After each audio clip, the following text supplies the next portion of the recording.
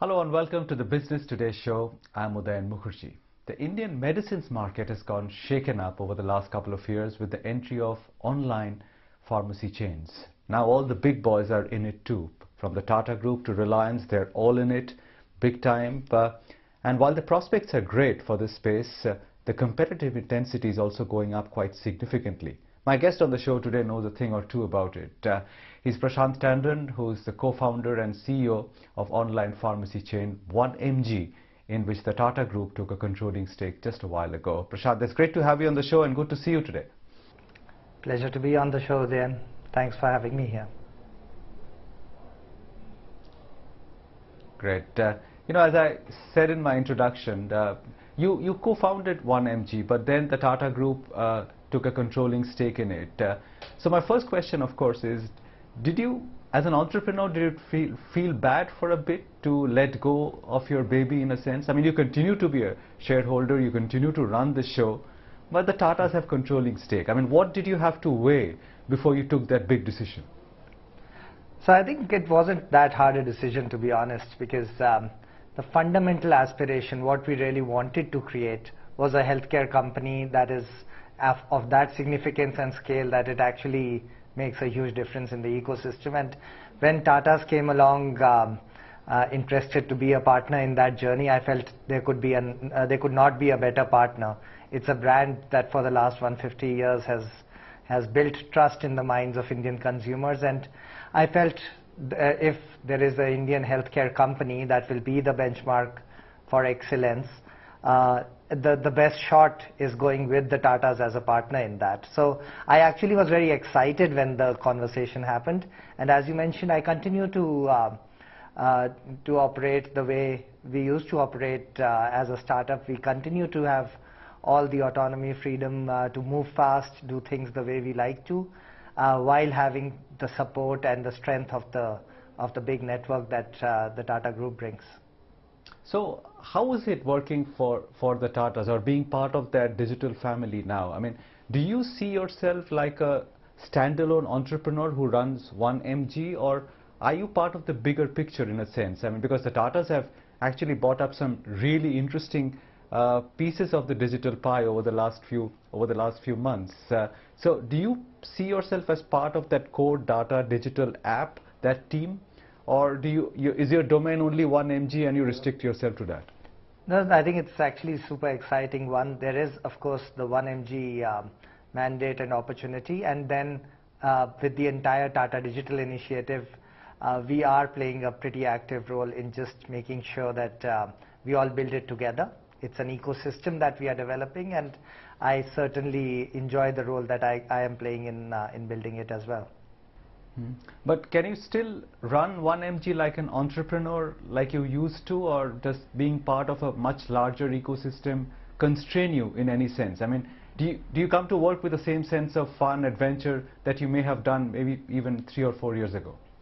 Exactly. No, so I think that's, as you mentioned, coming to work, it's actually as much fun as it all ever was, because the scale and scope of what we are doing has actually, and our aspiration and ambition has become much more visible to us. We are going to be India's largest healthcare company, and that's exciting, that's meaningful, and that's something we always wanted to do. So when it comes to that, I think this is a phase where we are growing very, very fast. We are enjoying it every day.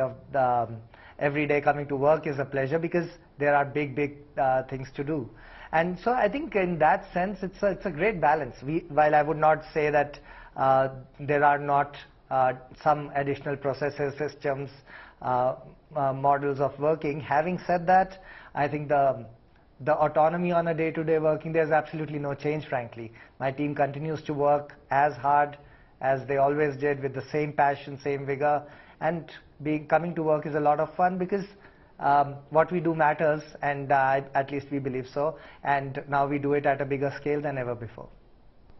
Do you get to interact with the other parts of the digital pie? I mean, not exactly related to your business, but you know, the Tatas also have a stake in CureFit, Mukesh Bansal's company, and I mean, you would actually be colleagues in a sense. I mean, you running 1mg, Mukesh running CureFit. Do you get to exchange notes? I mean, do you get to compare strategies in a sense, or get feedback from people like him in the team? No, quite a lot actually. And so there's Hari at Big Basket, there's Vikas at Tata Click, there's Mukesh, now Mukesh is the president of Tata Digital and also on our board. So we interact very, very actively, and I think we all collectively get wiser. So there's a full ecosystem that is Tata Digital, and it's a organic daily conversation we have between each other, as and when there are problems to be solved or we can get support from each other. So a lot of things we are trying to learn from each other or contribute to each other. So it's, in that sense, certainly an ecosystem at play. Would you even go as far as to say that when you considered the Tata proposition, it almost seemed inevitable that you would have to do something like that to remain a big player in the game? Because, you know, Reliance and NetMeds are in the picture, PharmEasy plus MedLife are in the picture. So the big boys, really strong, big, well-funded guys have entered the fray. To be competitive in this space now, you would need a player like the Tatas, or you couldn't have done it on your own? I think nobody knows how things would have played out in an alternate scenario. I think we were doing very well, and we had a bunch of, in fact, financial interest in the company, financial investor interest was very, very strong. Having said that, I think being on, especially in a business like healthcare, annual fundraising treadmill, and trying to make sure that in a very competitive market you have a long-term vision that can play out, I think that's a huge asset to have, and that's what the Tata Group brought to us. So otherwise we would have, see, we've done pretty well raising money from financial investors throughout our journey, and we've not had too much trouble doing that. Having said that, there's still definitely a big benefit of having a long-term partner with a strategic vision of building a business over the next 5, 10, 20 years. And I think what that allows in a business like healthcare is actually helps you focus on the foundational aspects in a much deeper way. So I think in that sense, the way we looked at it was a little different from that perspective. We didn't see it as an imperative for survival. We would have done okay, I guess, with financial investors. We just saw it as a huge boost to what we can become. So how competitive is the market now with the Tata Group's focus through 1mg, with Reliance and NetMeds, with PharmEasy? I mean, is it like a really competitive space, the online pharmacy business today? I think it is a very competitive space right now, and especially post-COVID, the spotlight on the sector is fairly clear. Now the business opportunity, the need, the pain points, the consumer demand, everything is validated pretty well, and as a result, all the biggies are in the game right now. So we've got, of course, PharmEasy, MedLife at one end, we've got Reliance, as you mentioned. We also have Apollo, we've got MedPlus, we've got Flipkart through Flipkart Health, and now Amazon as well. So yes, it is a competitive field, and I think another thing is, finally, almost all the players are also more than just e-pharmacy players. 1mg has always been an integrated healthcare platform with pharmacy, diagnostic, consultation information. Today, every platform is offering the entire gamut of products and services, and we'll continue to see a lot of activity as this ecosystem takes off of digital healthcare in the country.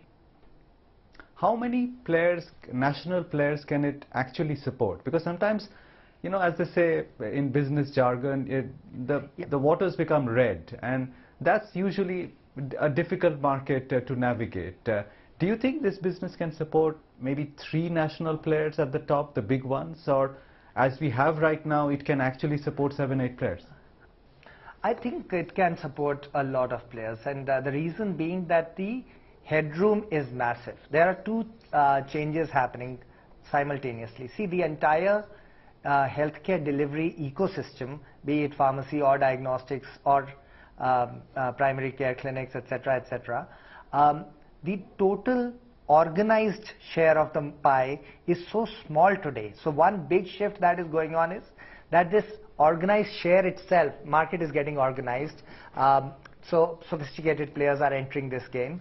So that's one significant shift, and within that shift of organized, the digital or omni-channel play is taking a pretty significant share in that market. So the headroom, because we are talking of single-digit penetration, e-pharmacy, after all this growth over the last many years, we are talking a 3 to 4% market penetration. So the headroom is actually very large in a market that is inherently growing pretty fast and only bound to grow, because if you look at the macro factors, the disease burden, the healthcare spends on the per capita, it's all pretty much towards the bottom right now in India, and there's only one way to go, and it will continue to rise at a fairly rapid pace. So I really believe that we've got a huge population to serve. Thinking that it will take 7 to 8 really large players to serve them is not out of line. So, and if you look at other well-evolved ecosystems as well, healthcare actually has a lot more dynamics of the multi-player ecosystems, just because there are a lot of stakeholders in the game, and at the end of the day, different players find their own space under the sun. So I think we are going to see a change in the healthcare landscape. Digital health and physical, they are going to kind of merge into one, but 7 to 8 players is not a big deal at all. So where is the industry right now in terms of user base, the e-pharmacy part of it, in terms of user base, $1 billion in terms of size, and the kind of growth, annual growth that you're registering? Yeah, so in terms of user base, I think the industry is around 10-12 million consumers who are shopping for medicines online. In terms of market size, we'll be probably around 3.5 to 4% of the overall pie today, and rapidly growing. So that's where we are as an ecosystem. Now, when you say online pharmacy players, there are actually 3 different parts, I mean maybe more, but 3 parts that I can see. One is the medicine delivery business, one is the diagnostic or the lab testing business, and the other is the online doctor consultation business. Which of these 3 are the really juicy part of the business? So I think, and I would add there's a fourth that at least very important to us is the information transparency in healthcare business. But from the 3 revenue generating lines as of today, the dynamics are very different. The pharmacy is by far the most number of people transacting. It's what drives the top line and the transactions, as it does in the offline market. The pharmacy market is somewhere between or around $25 billion today. Diagnostics or pathology market is around a $5 billion market. So in terms of top line, pharmacy is a far outsized market. It's the largest market, and maximum number of consumers transact for pharmacy. However, on the margin side, it's diagnostics that is significantly strong margin profiles, strong bottom line contribution, and also a very strong brand trust preference as it goes. It's much more a deeper healthcare service. Consultations is still nascent in India, so while a lot of consultations have started happening during the COVID phase, monetization of consults has not really become a big part of any of the key players' P&L so far.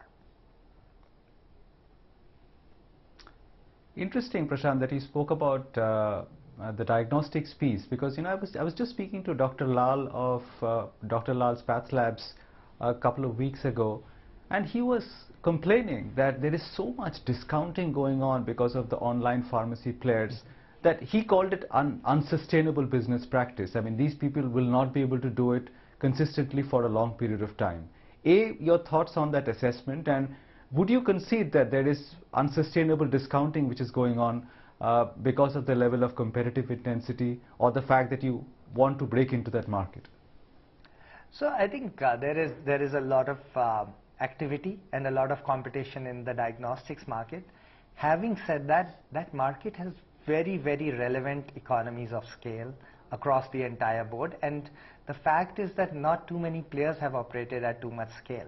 And the large incumbents in the market, they operate at gross margins north of 80% and EBITDA profile well north of 30-40%. So I think you can see that there's a fairly significant possibility of creating a national chain that is at scale, brings in all the economies and efficiencies of scale, and can operate at a very decent margin profile still, while giving a much better price to the consumer. So it's a very interesting market. It has its dynamics, but I think there is a lot of scope for price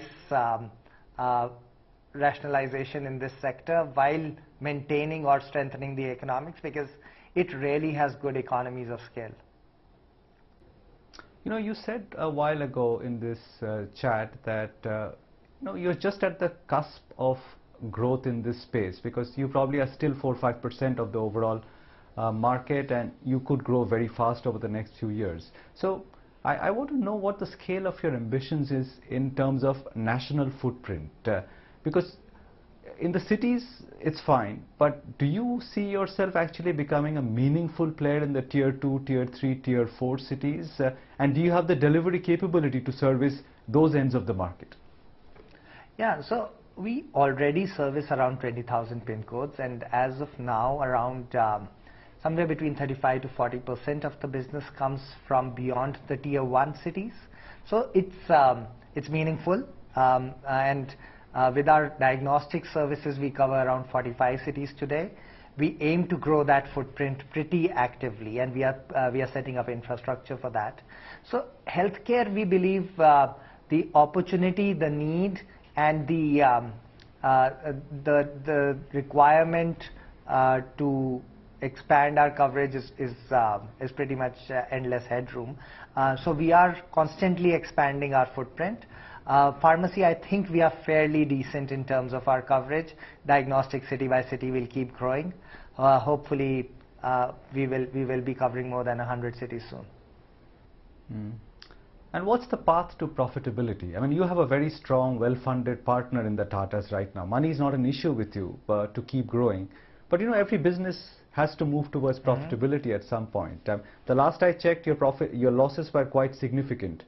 By when do you see yourself breaking even as a chain?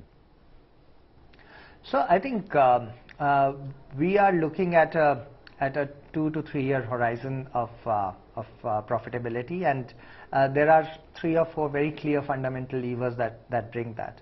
On the pharmacy side, the gross margins expansion come with scale, and a bunch of that is kicking in right now, and we will see a lot of that happen as we go along. Having said that, our business also has a very large advertising opportunity.